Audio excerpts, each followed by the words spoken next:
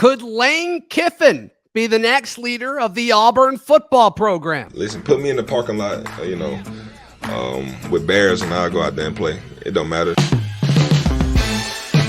You are Locked On Auburn, your daily podcast on the Auburn Tigers. Part of the Locked On Podcast Network, your team every day.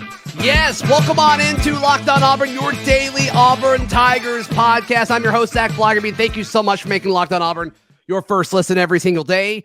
LinkedIn Jobs helps you find the qualified candidates you want to talk to faster. Post your job for free at linkedin.com/LockedOnCollege. That's linkedin.com/LockedOnCollege to post your job for free. Terms and conditions apply. Happy War Rapport Wednesday to all who celebrate. We are celebrating with Ike Jones of the War Rapport. And Ike, I am putting this out there early in this coaching search process. I'm saying I believe Lane Kiffin will be Auburn football's next head coach. We'll discuss some of the reasons why that could happen and also some of the obvious obstacles that stand in the way. I also want to touch on some of the adjustments to the coaching staff that'll happen towards the end of the show today as Auburn gets ready for Mississippi State.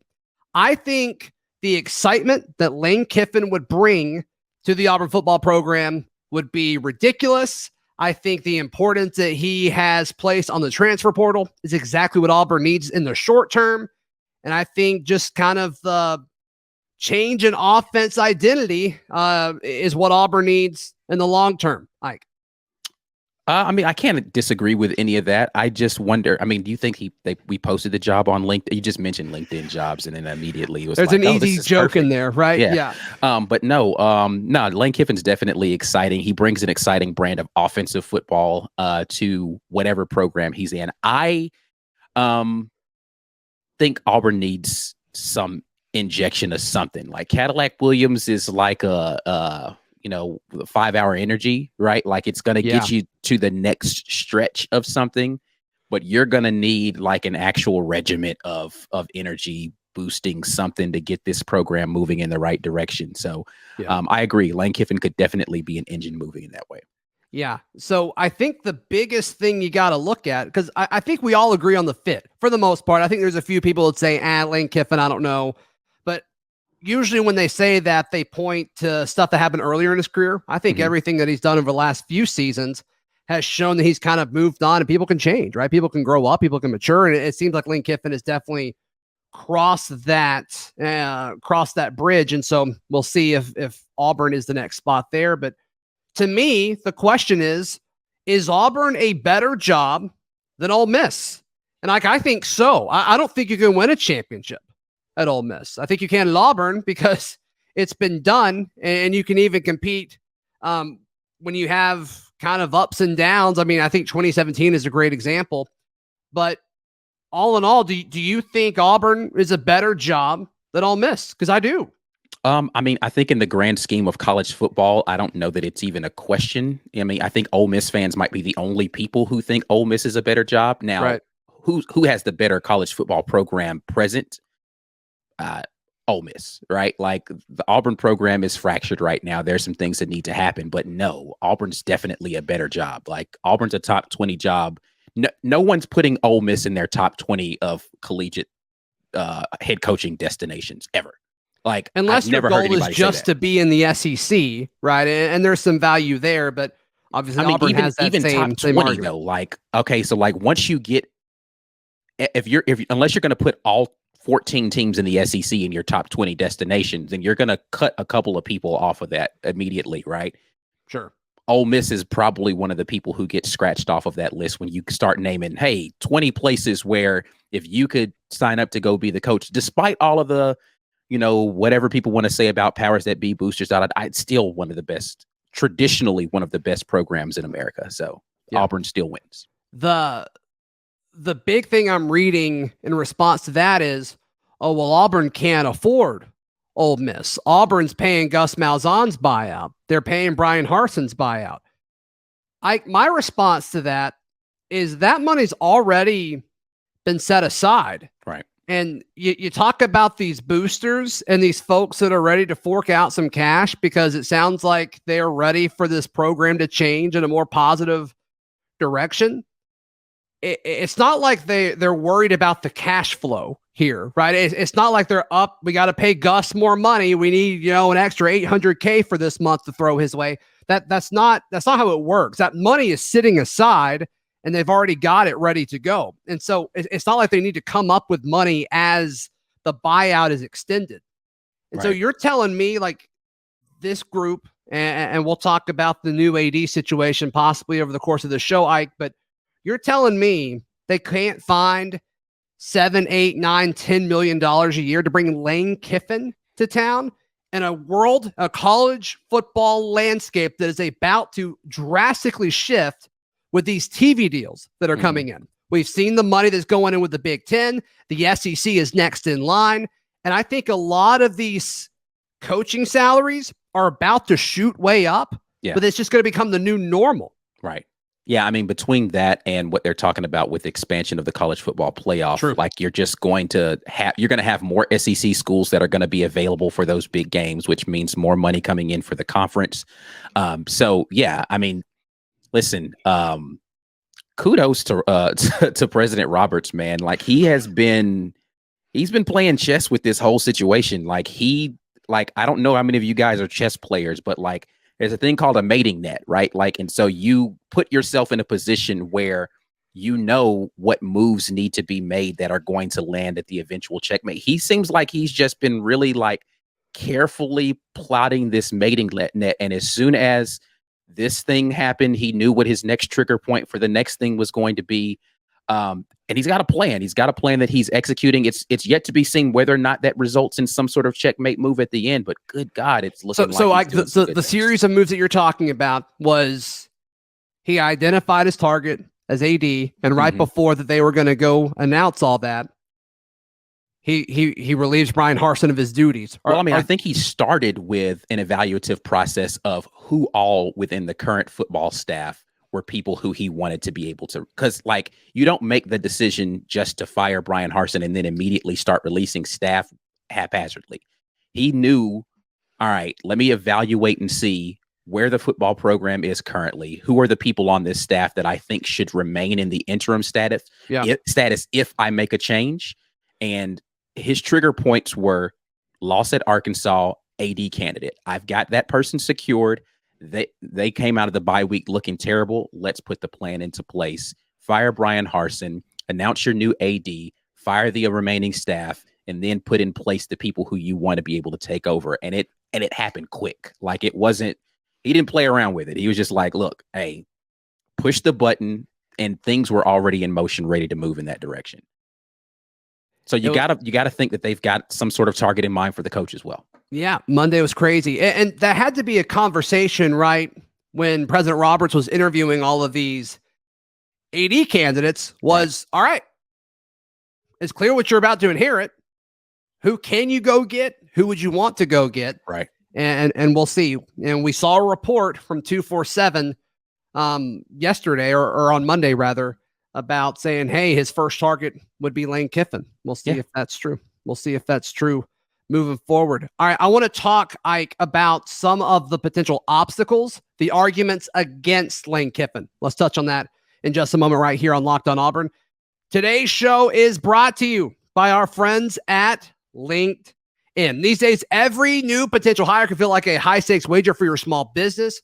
Boy, we're going to be talking about a high-stakes hire for the next month or so, but you want to be 100% certain that you have access to the best qualified candidates available. That's why you have to check out LinkedIn Jobs. LinkedIn Jobs helps you find the right people for your team faster and for free. You can add all of the weeding out questions and kind of tell LinkedIn exactly what you're looking for, and they can kind of help mold all of your applications into what you need. And so makes it quicker, makes it more efficient. And so you can say, okay, I may have had 100 people apply, but these are the two folks that have everything I'm looking for. Thank you, LinkedIn. I only need to reach out to these two people. So LinkedIn Jobs helps you find the qualified candidates you want to talk to faster. Post your job for free at linkedin.com/lockedoncollege. That's linkedin.com/lockedoncollege to post your job for free. Terms and conditions apply.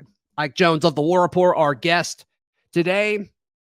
To me, Ike, the biggest argument against Lane Kiffin is one that's going to be a big argument against a lot of folks. But I think it's going to be a big argument against Lane Kiffin, because what could potentially happen in 2 weeks is the timing of all of this. Auburn needs to get somebody in 72 hours, within 72 hours after the Iron Bowl, right? And yeah. I don't know if you're guaranteed to be able to do that with Lane Kiffin. If Ole Miss beats Alabama in 2 weeks, all of a sudden, like, he's probably playing in Atlanta the week after the Iron Bowl. And so it's like, is he going to do that to his team if he's focused on that? So I think that's, to me, is the biggest concern, is the timing element. Yeah, I mean, I think, you mentioned the money portion of it. I think that it might not be high on the list of things, but it's definitely on the list of how much money there is for the Lane Kiffin buyout, plus what he would need in his salary, plus whatever the new staff is going to be, because he's going to have to make more money than he was making at Ole Miss in order for this to make any sense for him and his staff. But yeah, the timing portion is definitely going to be a thing, because, as you mentioned, there's an urgency around trying to close in some sort of monumental fashion before a lot of these recruits start making up their mind where they want to go on early signing day, right? Like, we're not even talking about what National Signing Day is going to look like. And then early signing day is the new National Signing Day. Let's not kid ourselves. So you need to have some stability of where the program is going to be going to sell that vision to recruits. And that needs to happen before early signing day. On top of that, that's going to be right around the time when a lot of these guys who are in the transfer portal are going to be available for you to start talking to, right? For you to actually start going out there and deciding. And we know that there's no path to quick success that doesn't include a massive overhaul via the transfer portal. And so Lane Kiffin has shown in the previous seasons that he's a master of being able to work that. So you need to make sure that he's there selling your program as quickly as possible with that as well. So if he's the guy, you need to make that happen as soon as you can. But to your point, if he's making a trip to Atlanta, then it's highly unlikely. Like, him going to a bowl game, no problem. Him going to the SEC championship game, that becomes a problem. So the timing of it is going to be important. Yeah. Is that a weird conversation to think about, Ike? Like, if you are an Auburn fan that is pro bringing in Lane Kiffin, you need Alabama to win. Right. Like, you're hoping that he doesn't go to play in the SEC championship. I mean, I think.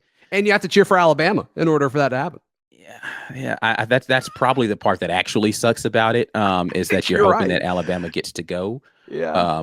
Yeah, I mean, it is what it is. If you really want Lane Kiffin to be the guy, then yeah, that's the scenario that works best, unless you want to have to wait until after the SEC championship game, which puts you another week, maybe two, behind the 8 ball. So yeah, I don't think that's ideal. I'm not as concerned about the money aspect of it. I think if it really comes down to a bidding war, I think Auburn can beat. Oh no, yeah. If it's just about bidding, yeah, that's not the problem at all. I think the big concern when it comes to finances is, and several people commented on yesterday's show in the YouTube comments, they were like, yeah, there's a chance that he's just using Auburn. He's going to flirt with Auburn, get a big raise from Ole Miss, and stay there, because he's already built something pretty cool, right? I mean, the last 2 years of Ole Miss are like, you can make an argument it's the best 2-year stint that they've ever had. And so maybe he doesn't want to do that again. Like, I don't blame him. I get that. So to me, that's the biggest argument against Lane Kiffin possibly coming to Auburn. But also, I think the counterpoint to that is, and we talked about this with the AD situation with Cohen, is in the state of Mississippi, you can only sign 4-year deals at a time. And so, like, if Auburn can offer a 6-year deal or a 7-year deal or something like that, how much more appealing is that to Lane Kiffin than Ole Miss? Yeah, I mean, I just think the job in general is more appealing. And to your point, even if Ole Miss offers him more money, if that's his entire game is, hey, I just want to try to squeeze a few extra dollars out of Ole Miss, that'll work. But if he really is wanting a contract for longevity and for the better paycheck, then Auburn can offer him both of those things. So yeah, to your point, if his goal is to be in the best position for his longevity as a college football head coach and making premium dollar, Auburn's going to be a better destination to do both of those things. The Nick Saban at Alabama dynamic, how do you think that impacts the likelihood that Lane Kiffin comes to Auburn? Because I think there's two sides of this. One, I think Lane does have the personality where I think he enjoys messing with Saban, and where better could you do that at Auburn? I think that's one angle. The other angle is, and I don't know how much I buy into this, if I'm being honest with you, Ike, but I've heard this, is there's a little bit of a growing speculation that maybe Lane is the guy after Saban at Alabama, which is interesting. And it makes more sense because I think we all agree Saban's in the fourth quarter of his career, very impressive career. It would make more sense to wait 2, 3, 4 seasons in Oxford than it would just to take the Auburn job and then, maybe mess things up. We'll see. And go then to Tuscaloosa. What are your thoughts on that? I mean, I don't know. I've definitely heard people say that he's the next in line. I don't know what leads people to that conclusion. It's all speculation, right? Yeah, I mean but there's no way to know that. I know he coached there for a couple of years as the offensive coordinator, but it just doesn't strike me as something that the people in Alabama are really clamoring for all that much. Like, I don't know. I mean, I don't know much about what they're doing in Tuscaloosa other than, never mind. I was going to say something really vulgar about people in Tuscaloosa, but I'll leave that one alone. But yeah, I don't know what people in Tuscaloosa do with their free time other than scream Roll Tide at children and scare them. But that was the PG version of me making fun of I appreciate that. I appreciate that adjustment. Thank you. But yeah, so I have no idea if there's any credence to that whatsoever. The other portion of that, yes, he 100% has the moxie and he loves making fun of Nick Saban, that I think he would love to be able to have the opportunity to do that on a yearly basis. And the rivalry matchup is not something he would shy away from. That'd be great. I do wonder how Ole Miss fans would feel about us taking another Ole Miss head coach away from them, a la Tommy Tuberville. Well, Ole Miss people are just going to steal people from the state of Mississippi, apparently, if this follows the trend. We took away the athletic director from Mississippi State and the head football coach from Ole Miss if this all goes. I think there's a very real chance that they do take a head coach from Mississippi. Yeah, and it may not be Lane Kiffin, but if it's not Lane Kiffin, I think Deion Sanders is a very realistic option. Yeah, it's I thought you were going to say Mike Leach for a second, but yes, no. Deion Sanders would be the other state of Mississippi head coach that I think people have been clamoring a lot for. So if I had to rank all Power 5 head football coaches that I want, Mike Leach would be towards the bottom. You're not going to get an argument for me in favor of Mike Leach. And it's not even about coaching. The whole charade thing about weird questions and these weird quotes and topics that it would definitely make for interesting press conferences. Gosh, I can say it would wear me out. It would wear me out. I would hate having to ask him questions and wanting a substantive answer back, and he just give you something about alien Halloween candy or something like that. Yeah. No, I'm there with you. All right, we had some, exciting news as far as, I don't know, maybe interesting news. Player into the portal. We'll touch on that briefly. And then also a new look at the coaching staff going into Mississippi State this weekend. BetOnline is your number one source for all of your football and basketball betting needs. I think the World Series is still going on as well. NHL, NBA. There's a ton of stuff going on at BetOnline. You'll find more props, odds, and lines than anywhere else. All you have to do is go to their extremely mobile-friendly website. Just search BetOnline. It'll come right up, and you can check out all the action. Auburn is a double-digit dog to Mississippi State, so if you're fired up by Cadillac being the interim head coach, put some money down. Get in on the action. BetOnline, it's where the game starts.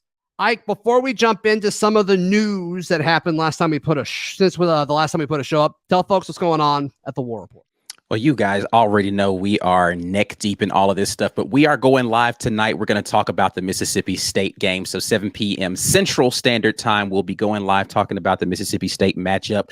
Coach Caddy's first game as the interim head coach. So you guys can check us out there. And then you can also, check us out everywhere, all over the internet. We are at the War Rapport, that stuff. Yeah.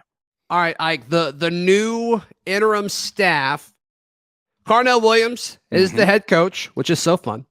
2 co-offensive coordinators, Will Friend and Ike Hilliard. Both of them will be in the press box. Defensive coordinator, the same, Jeff Schmedding. He's the only Boise guy that's still around. Associate head coach / DBs, Zach Etheridge. That is the same. Special teams coordinator / edge. That is the same with Rock Bellantoni. Linebackers, defensive run game coordinator, Christian Robinson. That is the same. Defensive line, Jimmy Brumbaugh. That is the same. Offensive line, there's a change here. Kendall Simmons taking over that role, former player. Absolutely love that. Quarterbacks, Mike Hartline. We've heard a ton of good things about his offensive mind and kind of the experience that he brings from the NFL. And then tight ends, Joe Bernardi heading up the tight end room. What's your general thoughts about all of those changes? I think the interesting thing is, I mean, if you guys, follow the War Rapport at all, we did a live yesterday and I talked a little bit about, but this is before we knew who the interim coach was going to be. I thought since he was already head coach or whatever the title was, that it was going to be Zach Etheridge named as the interim. So I was surprised that Cadillac got the nod. Don't dislike it though, because you still have that co-title that he's able to maintain. Plus he can keep an eye towards the recruiting stuff that is going to be desperately needed to hold that ship together. And Zach Etheridge. But I think the most interesting thing about this is the offensive coordinator seat, right? Because when the opportunity to promote someone to offensive coordinator happened under the Bryan Harsin regime, he did not go in the direction of one coach, Will Friend, who is now the offensive coordinator, who has been an offensive coordinator before. He was at Colorado State previously. Good point. I think it's interesting that now he's going to get that chance, and it's going to be interesting to see what kind of offense we tried out there. You've got your running back coach as the head coach. You've got your offensive line coach as your offensive coordinator, but you do have someone who can coordinate in the pass game in Ike Hilliard. But they seem to be, just if you look at their histories, very different philosophically to what we've been doing the entire season. Ike Hilliard comes from, of course, a very spread open kind of collegiate background. And of course, he's a wide receiver guy. And then if you look at the offense that Will Friend was a part of at Colorado State, very much a spread open up type of offense. As far as like they wanted to pass the ball a lot more at Colorado State. Right. But then you've got your running back guy as the head coach. So do they want to just turn around and hand the ball off? I have no clue what kind of offense we're going to trot out there on Saturday. None. You got to think they're not going to change it up too much. Yeah, they can't. There's not enough time to install a lot of stuff. No. So, I mean, their first practice as a coaching staff was Tuesday, and they got a game on Saturday, and obviously got to travel. So yeah, they can't do a whole lot. Now, as far as what they call in the game, right? You know, they may be more run heavy on early downs. Philosophically, though, it's going to be different, right? Yeah, it has to be. Yeah, it has to be. So we'll see what that looks like. You know, does Robbie Ashford get used more in the running game? Which I don't know how much more his body can take. If I'm being honest, like he was banged up towards the end of last game, and he kind of willed himself back in because of certain circumstances. But I mean, he's beat up right now, and he's not the biggest dude. He's tough as all get out, but I mean, it's just so much your body can do. So we'll see. We'll see what happens with that. Last bit of news, Ike, Ze'Vian Capers has entered the portal. Right. Not a huge shock there, but now you look at most of the players that have played under 4 games, it seems like they've entered the portal. So kind of interesting there, but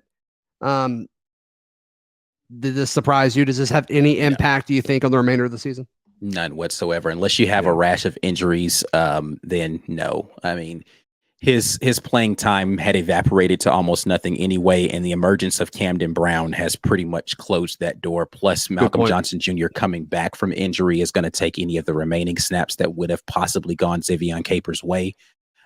Coy Moore is going to function as the backup to Shedrick Jackson. So like you've really got 4 very solid guys that can rotate in and out of the positions that he could have potentially gotten into. I don't see this being a huge impact. And I haven't even mentioned Amari Kelly, who's another outstanding talent that could likely step in and get some snaps. So no, ultimately, I don't think this is a big deal for this year. Yep. Capers playing in 3 games so far this year, 18 total snaps. So not a factor at all. One more time real quick, Ike, how can people sign up and support you guys? Yep, you can hit us up on YouTube. We are the War Rapport there. We are at the War Rapport on all of our social media, so make sure you guys are following us over there. TW Rapport if you have TikTok, but definitely connect with us, and we'll look forward to seeing you guys tonight on the live stream. Yep. War Rapport Wednesdays. It's a thing. Read all my written work at auburndaily.com, and we'll see you tomorrow right here on Locked On Auburn.